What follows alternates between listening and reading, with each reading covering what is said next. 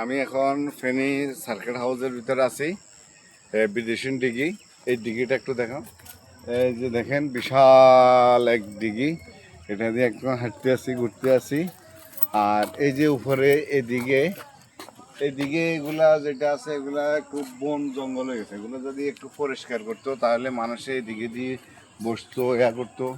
ঠিক আছে, আমার জানা মতো উপরে দিয়ে নাকি একটা এরকম হাঁটার রাস্তা আসিল, কিন্তু এখন জঙ্গল বন হয়ে গেছে, তো এই কারণে মানে ওইদিকে মানুষ আর যাইতেছে না। এগুলা পরিষ্কার করে দিলে তাহলে ভালো হতো, আরও সৌন্দর্য বাড়তো। এখানে মানুষ সকাল সকাল অনেক ঘুরে।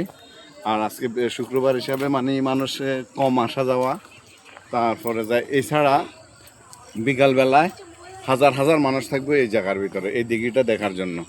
বাস্তবে একটা কথা বলি, আমি এই ফেনী সার্কিট হাউসে ফেনীর সন্তান হয়ে প্রথমবার আসছি। আমার কাছে অনেক ভালো লাগতেছে। আপনারাও আসবেন ইনশাল্লাহ, এখানে ঘোরাফেরা করবেন, এখানে দেখবেন অনেক সুন্দর, অনেক বাতাস ঠান্ডা, একেবারে গাছগাছড়া চারিদিক দিয়ে নীরবে, বহু সুন্দর দিঘিটা। আশা করি সবাই আসবেন, ভালো থাকবেন। আল্লাহ হাফেজ, আসসালামু আলাইকুম।